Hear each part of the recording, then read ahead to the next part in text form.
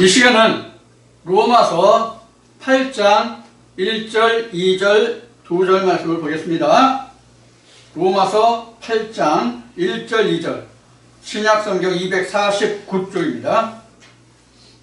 그러므로 이제 그리스도 예수 안에 있는 자에게는 결코 정죄함이 없나니 이는 그리스도 예수 안에 있는 생명의 성령의 법이 죄와 사망의 법에서 너를 해방하였음이라. 아멘.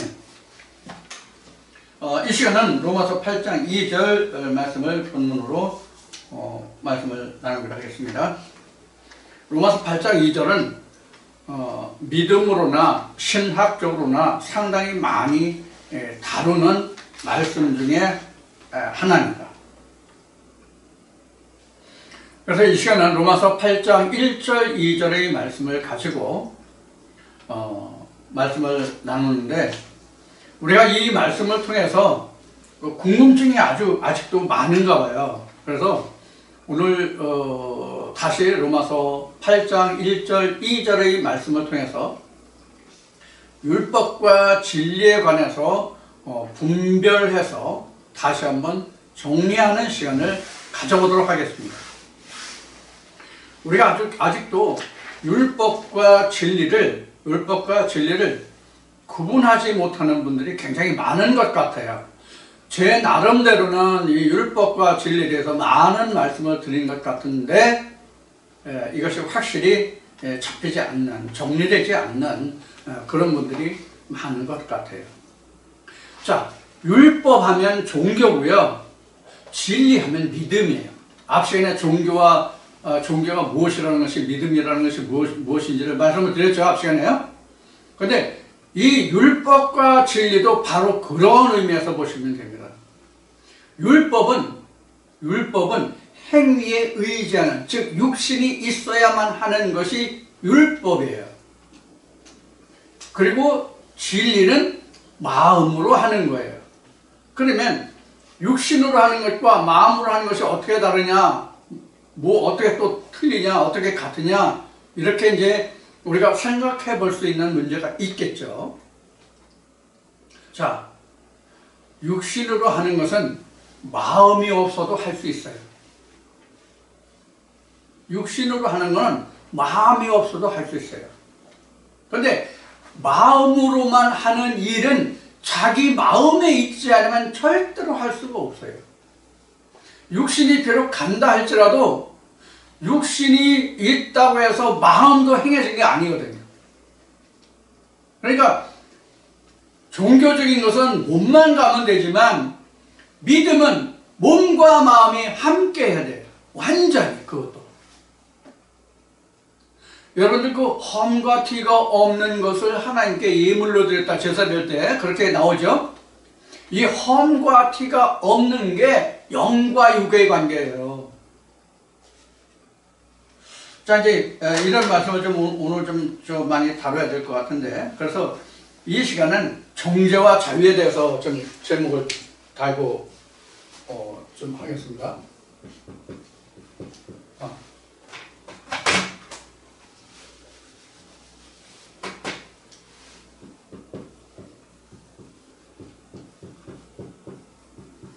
이게 이제 그 정죄는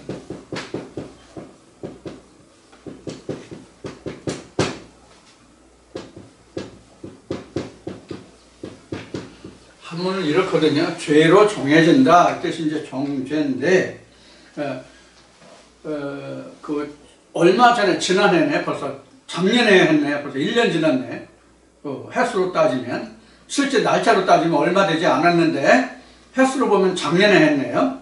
뭐냐면 진리가 무엇을 자유케 하는가라는 주제로 말씀드린 적이 있었죠. 그런 말씀과 이제 같은 맥락으로 오늘 이 말씀이 전개될 것 같습니다. 정죄라고 하는 것은 사람이 정죄해요. 다시 말씀드려요. 정죄라고 하는 것은 사람이 해요. 정죄라고 하는 것은 사람이 해요. 하나님은 절대로 정죄하지 않으세요. 하나님은 절대로 정죄하지 않으신다고요. 자, 이 뜻이 무엇인지를 좀 설명을 드릴게요. 지금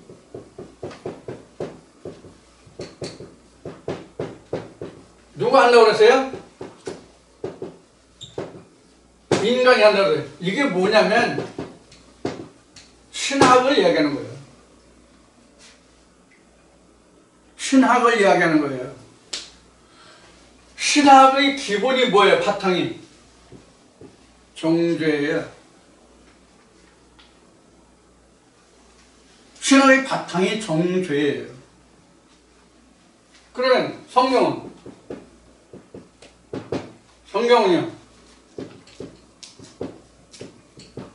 성경은 죄 사함이에요. 이걸 우리는 구원이라고 그러죠. 신학에서는 그래서 정죄를 먼저 놓고 그 다음에 구원론을 말하죠. 죄론을 놓고 구원론을 말하죠. 신학은. 근데 성경은 바탕부터 죄 사함이에요.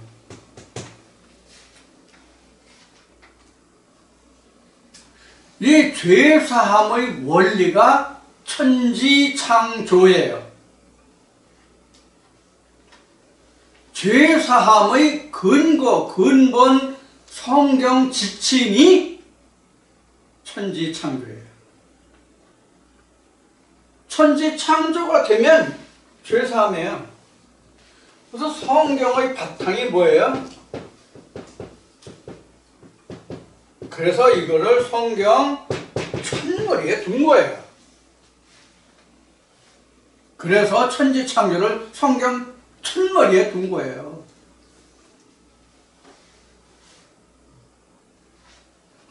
자, 그러면 성경이 말하는 것과 신학이 말하는 것이 같은 것은 뭐고 틀리는 것은 뭐냐 하는 거예요. 성경은 처음부터 인간에게 죄가 있다는 걸 말하는 거예요.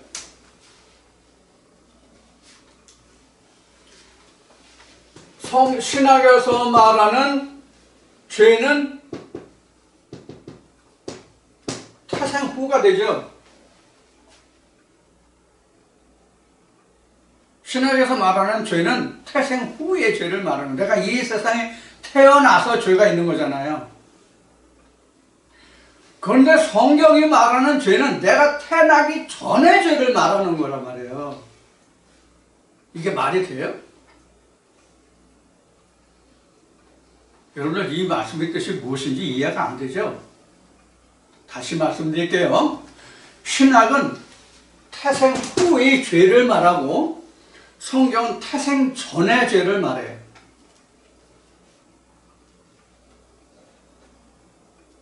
이거 무슨 뜻인지 여러분들 이해하시겠어요?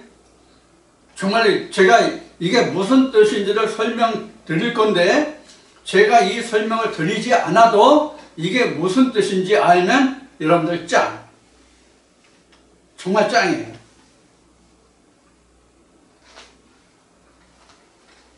자, 하나님이 천지창조를 하시고 성경이 쭉 그렇게 시작되잖아요. 근데 하나님이 사람들이 행하는 그 모든 행사를 보고 인간을 어떻게 평하셨어요? 인간의 근본이 악함을 하나님 보았다고 말씀하시죠. 인간 근본이 악해요. 우리가 학교 다닐 때 그 성선설, 성악설 이렇게 배우죠. 근데 성경을 보면 절대적으로 성선설이 아니라 성악설이에요. 인간은 본래 악해요. 그러면 이 악이라는 것이 무엇 때문에 악이 생겨요? 여러분들 이거 생각해 보셨어요? 악이 왜 있어요? 악이 왜 있어요?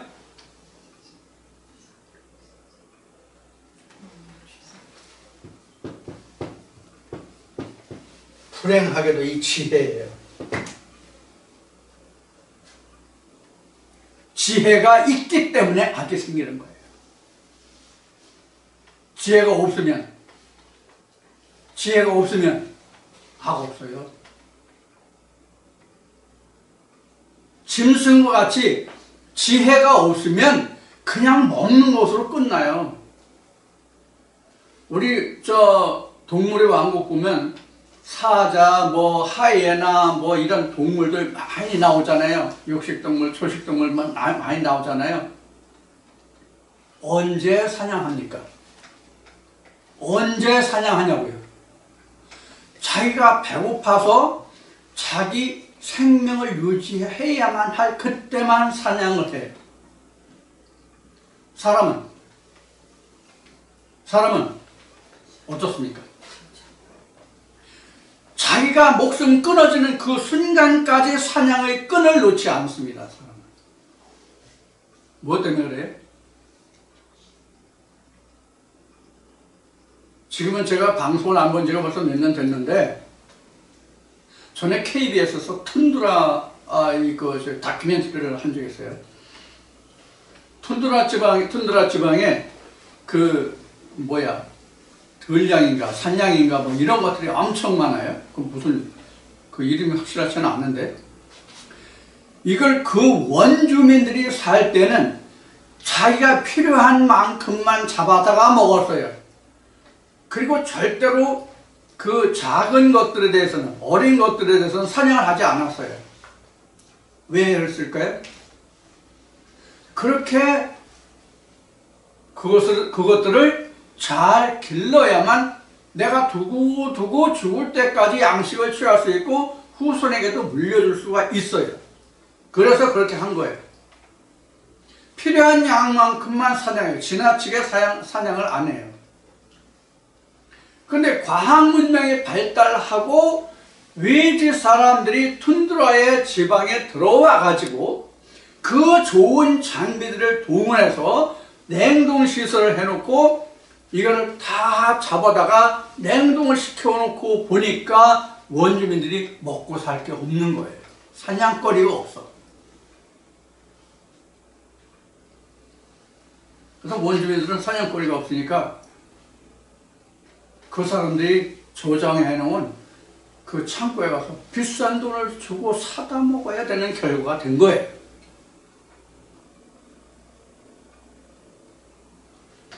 무엇 때문에 그래요?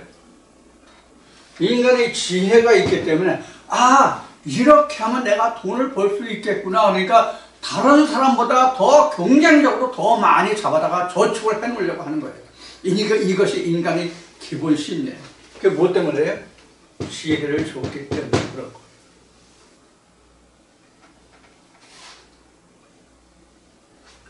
이런 것이 악의 근본이에요. 그래서 이러한 지혜를 하나님께 돌리고자 하는 것이 천지창조라고 생각하시면 가장 쉬울 거예요. 인간에게만 하나님이 지혜를 주셨잖아요.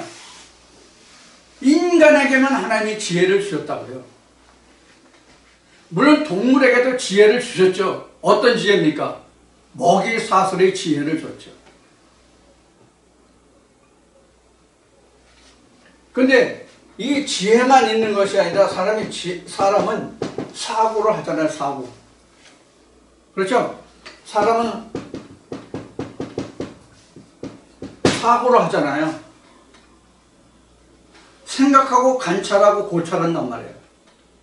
짐승은 그게 없잖아요. 본능적으로만 하죠.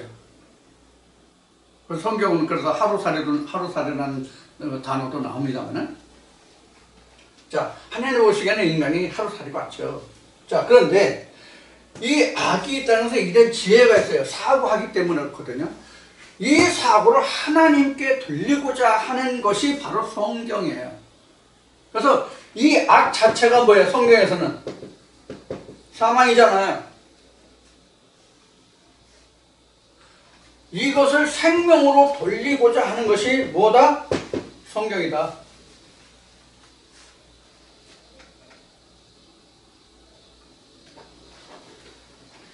그러면 지금 정죄라는 말이 나오는데 인간은 역설스럽게도 지혜를 준 그 자체가 바로 악이 됐단 말이에요. 좋은 것으로 쓰려고 하질 않아. 자기 욕심으로만 채워져서 자기만의 아성을 쌓으려고 하는 그런 삶을 살아간단 말이에요. 제가 이런 말씀을 한번 전한 적이 있죠. 최근에 전했나? 그 전토의 전토를 연하고 가옥의 가옥을 연하여 홀로 거하고자 하는 자는 화 있을진저, 이사야 말씀을 인용한 적이 있는데 기억하시는지 모르겠어요. 그게 바로 뭐 때문에요? 조금 전에 툰드라 지방 얘기했지만 이런 인간에게 지혜를 줬기 때문에 그렇거든요. 그래서 이러한 지혜를 자기만의 아성을 쌓는 그러한 용도로 쓰지 말고 그것을 하나님께로 돌려서 뭘 하자?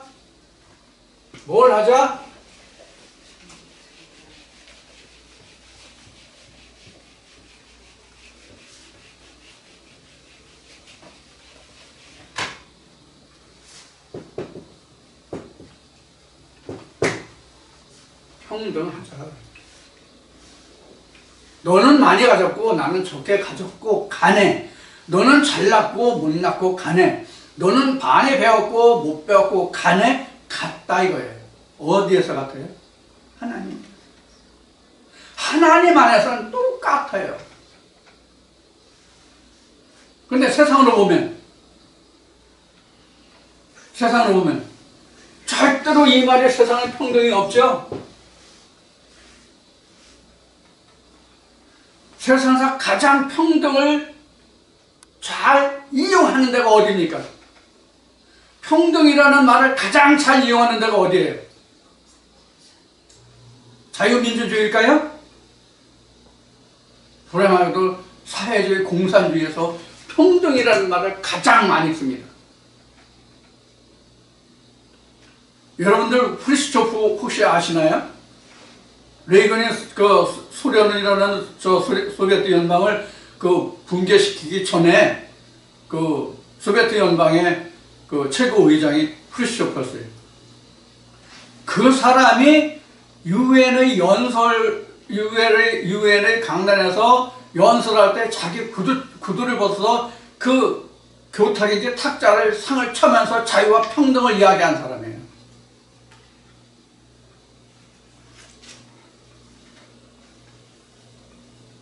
그러면 인간이 평등합니까? 인간이 실제로 평등합니까? 평등할 수 있나요? 노보다 강력한 반대가 부정이 뭐라고 그랬죠? 네버라고 그랬죠? 네버예요. 인간은 자기 능력과 타고난 소질과 자기 노력과 그것에 따라서 자기가 어떠한 신분, 어떠한 위치가 되느냐가 결정이 되는 게 바로 자유민주주의예요. 사회주의 평등하다 보니까 94년도에 제가 처음 중국에 발을 들여놨었는데 프랜시스 스쿨에서 발을 들여놨었는데 평등하다 보니까 능력이 있는 놈이나 능력이 없는 놈이나 열심히 하는 놈이나 꾀를 부리는 놈이나 하루 일당은 똑같아. 그럼 제일 많이 임금을 받는 자가 누구냐?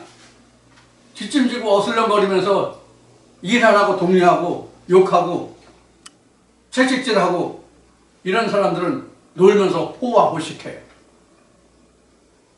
가보니까 그렇더라고요. 그러면서 그 사람들은 평등을 주장해요. 그럼 성경은 평등일까요? 아닙니다. 그럼 왜 앞에는 인간이 평등하다고 얘기했고 지금은 아니라고 할까요? 육체로는 평등이 없다 이거예요. 육체로는 평등이 없어요. 자, 평등이라는 말을 성경적으로 놓고 보면 지금 제가 목사라는 직을 가지고 제가 여러분들한테 말씀을 전하잖아요. 평등하다면 여러분들도 목사라는 직함으로 말씀을 전할 수 있어요. 평등하다면. 그러나 실제로 평등합니까? 평등하냐고요? 아니죠? 적어도 외적으로 보면 절대로 평등하지 않아요. 그러나 말씀 안에서 누가 하나님의 창조 속에서 하나님의 창조에 속한 자가 됐다면 그 사람도 나도 저도 다 똑같은 자예요. 제가 여러분들보다 낫고 여러분들이 저보다 못한 게 없어요. 100% 없어요. 이거는. 하나님이 보시기에는 이놈도 열매고 저놈도 열매예요. 여러분들 이거 아시나요? 성경으로 본다면 말씀을 전하는 자가 하나님의 눈에서 벗어날 가능성이 가장 높다는 것.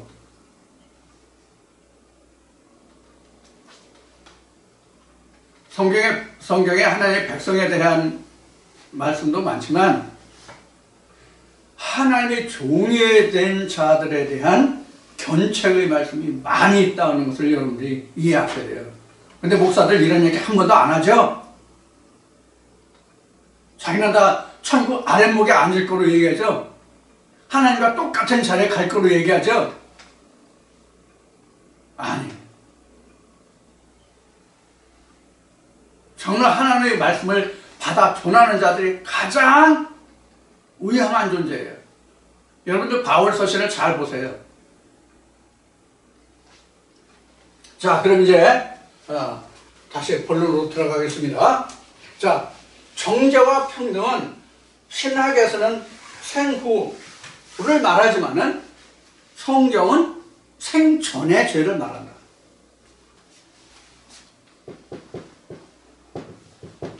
이게 신학적 개념이에요.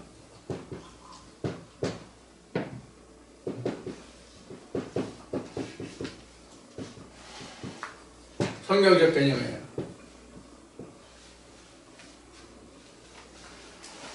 그러면 생후라는 것은 뭐냐면 육신적인 학문이라는 뜻이에요. 그 다음에 생전, 성경적으로는 뭐냐면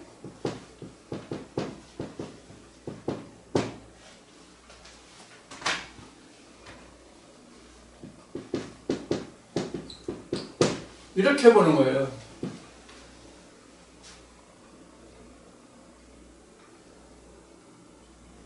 그러면 신학으로는 천지창조가 어떤 천지창조예요? 우주 공간, 적어도 지구촌을 이야기하는 것이 천지창조죠. 그럼 신학에서는 천지창조가 뭐예요? 하나님의 생기의 말씀이 인간에게 역사돼서 그 하나님의 생기가 발현되는 그 순간이 천지창조란 말이에요.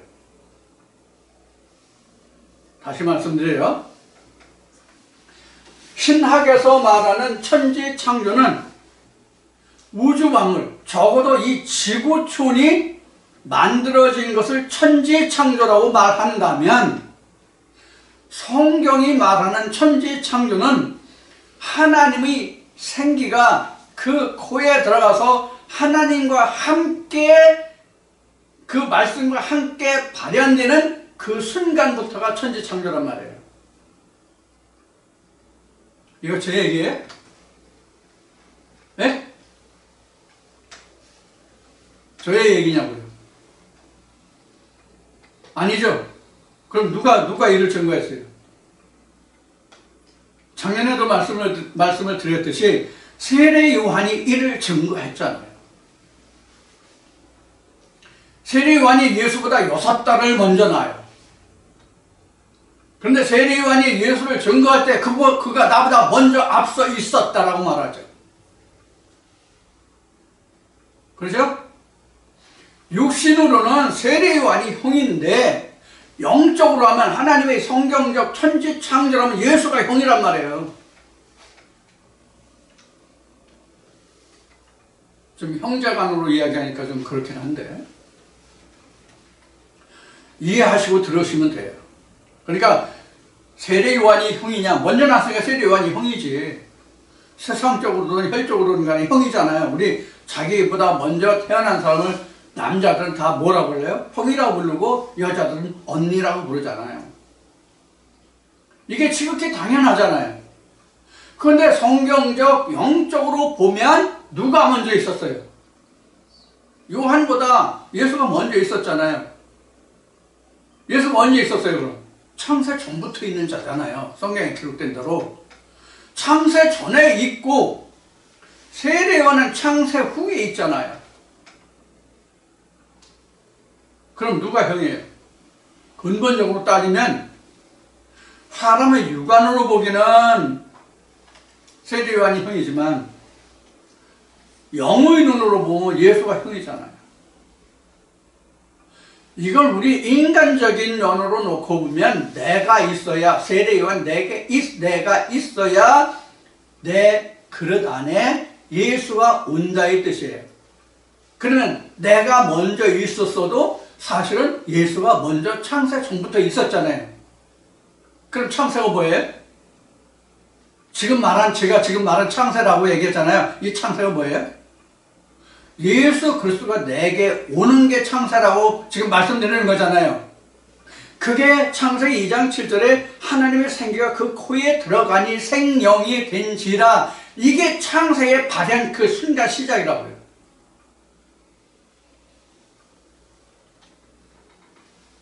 그 전부터 죄가 있단 말이에요. 인간에게는.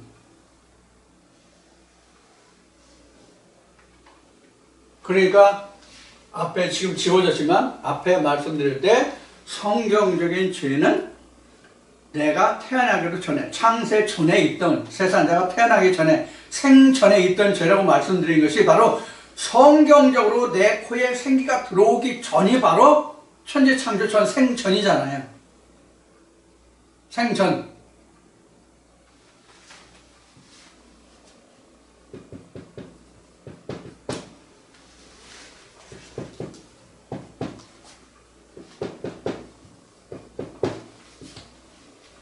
그럼 요 순간이 내게 생명이 시작되는 달리판.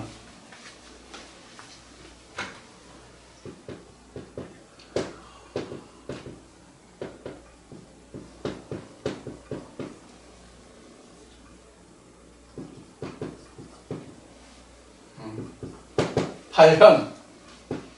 내게 드러나는 때 하나님이 여기 드러나는 그때가 발현. 이때가 나는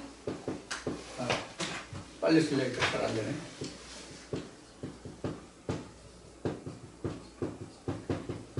창조된 순간이 되잖아요. 그러니까 죄는 여기 있을 때가 죄죠. 여기는 죄 없음. 이런 뜻이 로마서 8장 1절 2절에 기록한 예수 그리스도 안에서는 결코 정죄함이 없다예요. 근데 우리가 여기서 착각하는 것이 뭐냐면, 죄라는 것은 하나님은 이 생기에 관한 죄고, 세상으로 말하면, 신학적으로 말하면 여기에 죄거든요. 그래서 여기는 무슨 죄를 말해요? 육신의 죄를 말하고, 여기서는 영적인 죄를 말하잖아요. 여기서는.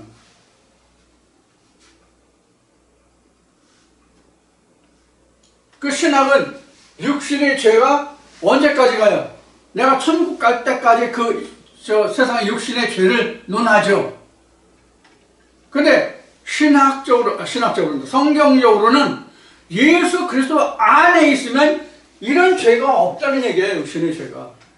그럼 여기서 생기는 문제, 물음표가 뭐냐면, 그럼 우리는 어떠한 일을 해도 그럼 죄됨이 없냐, 정죄됨이 없느냐 하는 거예요.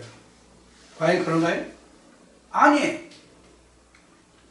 정죄해요. 예를 들어서 간음하지 말라,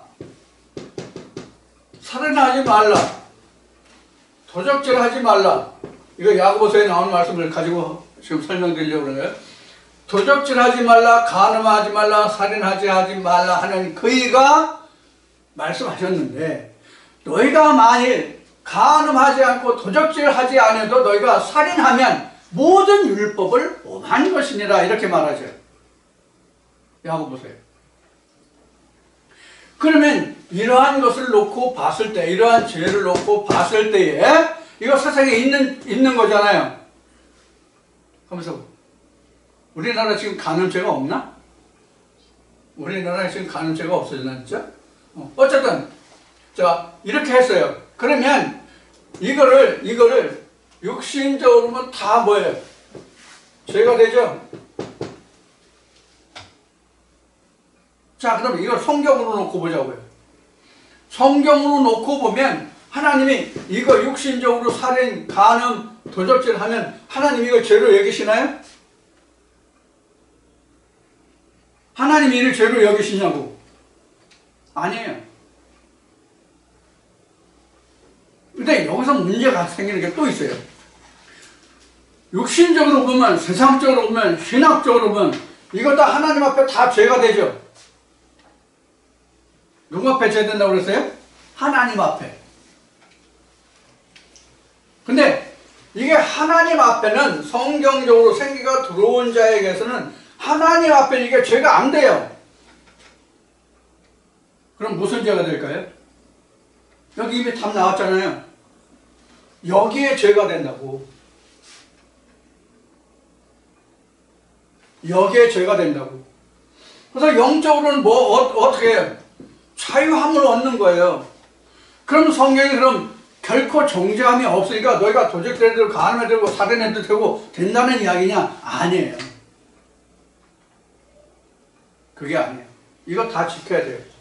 예수님이 말씀하신 대로 너희의 의가 바리새인보다 낫지 아니하며 이라는 말씀을 하시잖아요.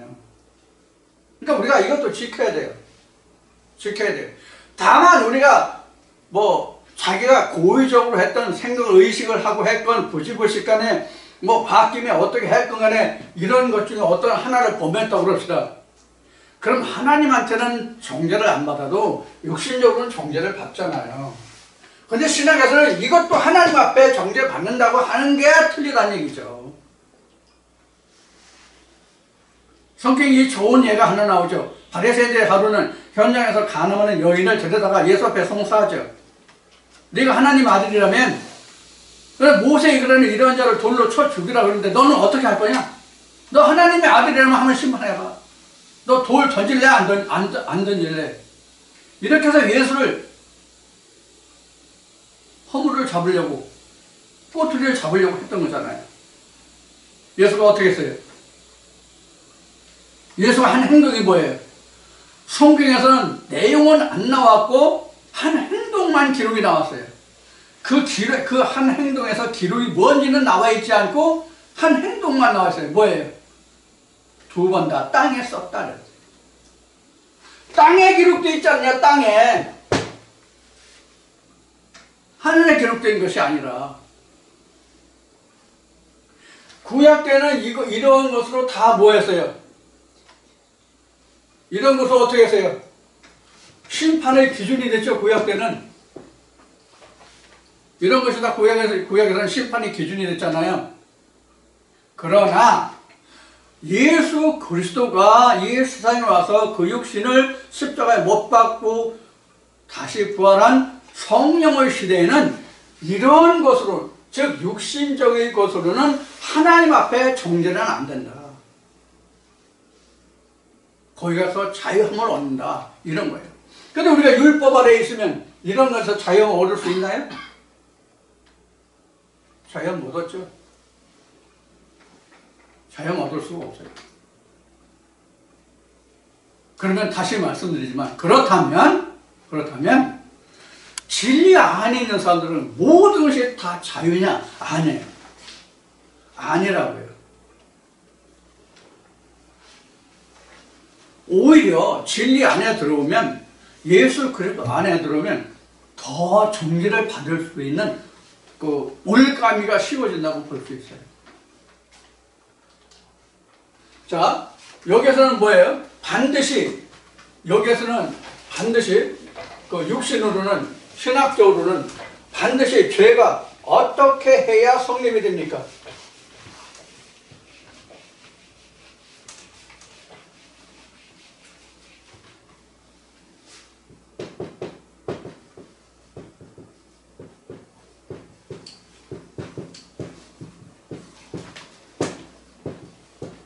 뭐가 수반됩니까? 행동이죠? 행동이죠? 그럼 믿음은? 믿음. 성경은요? 생각이에요. 그래서 예수님이 하신 말씀이 내가 어떤 여자를 마음으로만 생각해도 이미 너는 간음하였느니라 이렇게 얘기하죠.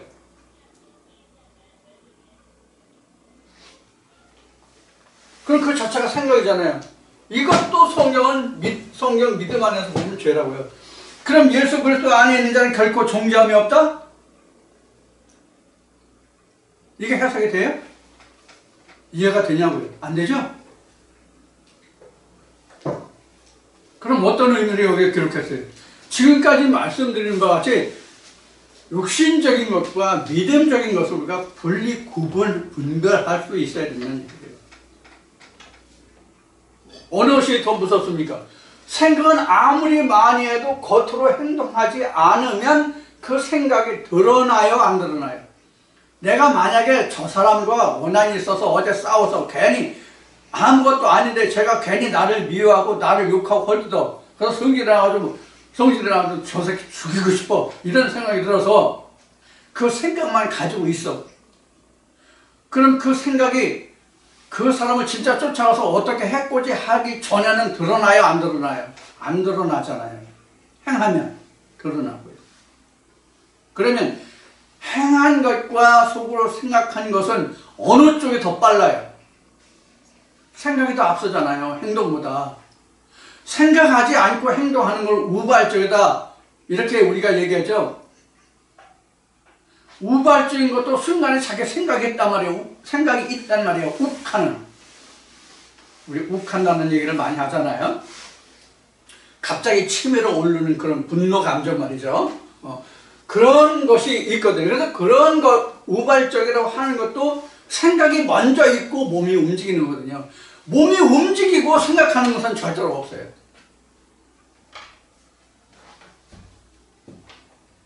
친구 간에, 부부지간에, 형제간에, 동료간에 한 대 주워 박는다고 하더라도 손이 먼저 가는 게 아니라 손이 먼저 갈 수 있도록 벌써 마음의 머리가 작동한 거예요. 이미 자율신경인지 타율신경인지 무슨 신경인지가 이미 작동한 거라고요.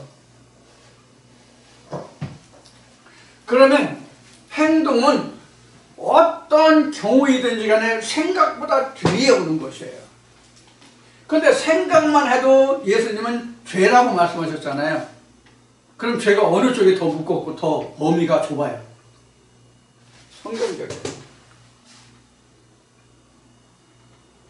그런데 지금 살인, 강도, 간음 나왔잖아요. 이런 얘기 나왔잖아요. 살인, 강도, 간음 나왔잖아요. 이게 성경적으로 보면 다 어디서 와요? 생각에서 와요. 육신적으로는 다 이게 행동으로 오지만 성경적으로 보면 다 이게 생각에서 오는 거예요. 왜 생각에서 오는 것이 바로 살인과 도적과 강간이고 간음이고 이게 될까요? 앞 시간에 씨를 어디에 뿌린다고 그랬어요? 씨를 어디에 뿌린다고 그랬어요? 마음에 뿌린다고 그랬잖아요. 그러니까 마음에 이런 것을 하면 바로 마음에 어느 한 곳에 뭐가 생겼어요? 함정이 생겼죠? 작은 여우가 파는 함정이 생겼죠? 작은 여우는 그 함정을 파괴한 그 어떤 그 기본 요인이 여우가 되겠죠. 그래서 그 함정이 생긴 거죠. 자, 이래야 되는 거예요. 그런데 다만 이 살인이 행동이 아니라 뭐였어요? 다 생각이라고 그랬죠. 그러니까 이 모든 생각이라는 것은 하나님의 말씀과 견주어서 하나님의 말씀과 견주어서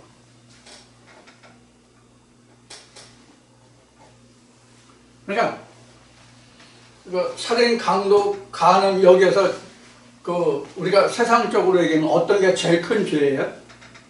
세상적으로 말하면. 세상적으로 말하면 살인이 제일 큰 죄죠.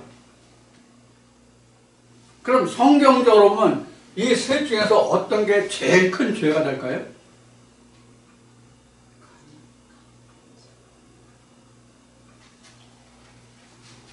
세상적으로 보면 살인이 가장 큰 죄죠. 그렇죠? 이건 살인이라는 것은 생명이 죽고 사는 문제잖아요. 그럼 성경적으로 보면 간음에도 살인이고요. 강도에도 살인이에요. 그 영혼이 죽어요. 그래서 하나님 안에서는 죄의 크고 작고 높고 낮음이 없어요. 다 무조건 죽음으로, 살인으로 결의돼요.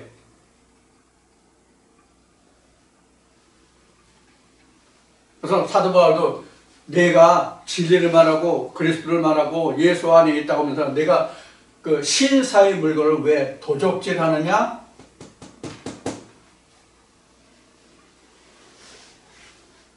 바울이 그렇게 말하죠. 도적질하면 말라기 3장에 있는 말씀같이 도적질하면 그거는 결국은 살인이 돼요. 누가 죽어요? 누가 죽어요? 하나님이 죽어요. 예수가 죽어요. 그래서 우리가 그 율법적인 죄와 그 성경적인 죄, 믿음의 죄를 구분하셔야 하는데, 예수 그리스도 안에 있으면, 즉 진리 안에 있으면 정죄함이 없다. 그래서 모든 것에 대해서 정죄함이 없고, 그러니까 나는 자유해서 무엇을 하든지 간에 관계없다가 아니라 오히려 더욱더 옥죄는 틀 안에 있다. 그래서 지금 로마서 8장 1, 2절을 봤는데, 로마서 7장 말미에 보면 바울이 이런 고백을 해요. 오호라, 나는 곤고한 자라. 육신으로는 무슨 법을, 영으로는 무슨 법을 지켜야 하는도다. 나를 뭐가 사로잡아오는 것을 보는도다. 이렇게 기록을 하고 있어요.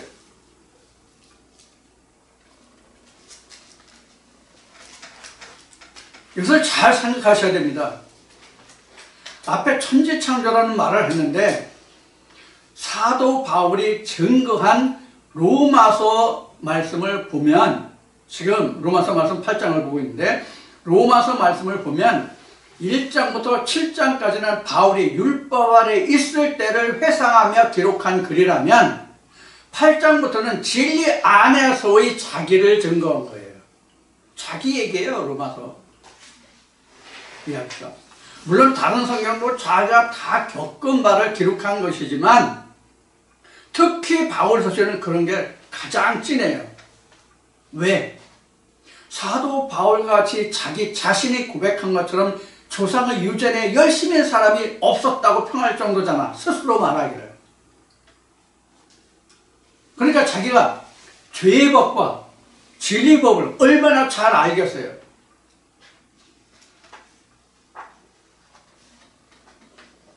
죄의 법이라니까 우리가 언뜻 생각하기를 세상의 각 나라에서 정하고 있는 세상의 법을 말할 수도 그렇게 생각할 분이 있을지 모르지만, 그 법이라는 게, 육신의 법이라는 게, 죄의 법이라는 게 뭘 얘기했냐면 행위로 믿음을 말하는 율법을 말하는 거예요. 모세 때부터 예수 그리스도 이전까지, 뭐 예수 그리스도 와서도 2000년 이스라엘 땅에서는 그 모세 율법대로 전했지만, 그것이 바로 육신의 법, 죄의 법이에요. 세상 법을 얘기하는 게 아니란 말이에요. 그러니까 육신으로는 하나님의 율법을 지켜야 되잖아요. 율법이라는 것은 육신이 있는 한은, 육신을 가진 자에게 해당하는 법이라고 했잖아요. 근데 예수 그리스도 안에 오면 어떻게 되죠? 율법이 완성이 되죠? 그럼 율법이 완성이 된 자에게 세상의 살인, 강도, 뭐 이런 율법을 이야기하는 것이 아니라 성경적인 그러한 것들, 문자적인 것들에 대해서 자유함이 있다는 것 뿐이에요. 그 본문에 적힌 그런 것에 대해서 내가 얽매이지 않는다는 것 뿐이라고요. 왜 그렇죠? 왜 그렇죠? 그리스도 안에서는 행위를 쫓아가는 종교가 아니라 예수 그리스도 안에서는 마음을 쫓아가는 것이거든요. 그러면 마음이 먼저예요? 육신이 먼저예요? 마음이 먼저잖아요. 그래서 예수님은 이렇게 말씀하신 거예요. 야, 너희가 집에서 설거지하지? 집에서 설거지하는데 야, 겉만 깨끗하면 뭐냐? 안을 깨끗이 해야지. 안이 깨끗하면 겉은 깨끗한 거야. 그러니까 너희들 설거지할 때 안만 열심히 닦거라. 밖에는 안 닦아도 된다.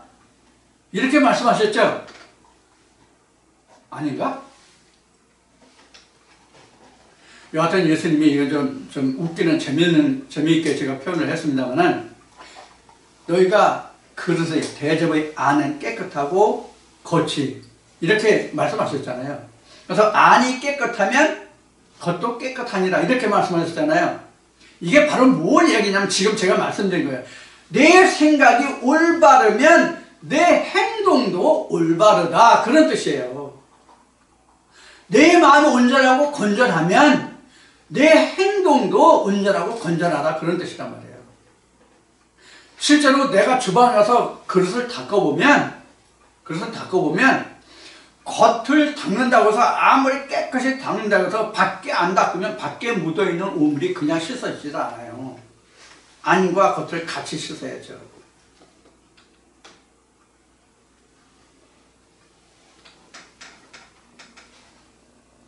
그런데 그릇을 아무리 밖에서 깨끗이 씻으면 그릇 안이 깨끗합니까?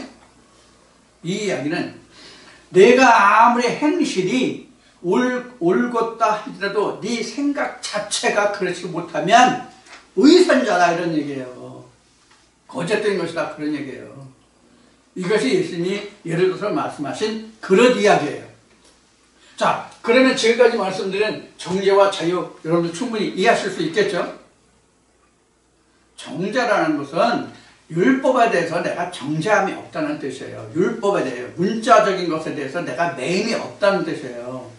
내가 진리에 이르기 전에는 율법에 대해서, 문자적인 것에 대해서 내가 자유하지 못했잖아요. 안 그랬어요? 자, 그런 것을 의미하는 거예요. 그래서 그리스도 안에 있는 자는, 예수 그리스도 안에 있는 자는 결코 정죄함이 없다는 것은 율법적으로 기록한, 문자적으로 기록한 그러한 죄에서는 내가 결코 정죄함이 없다, 그런 뜻이란 말이에요.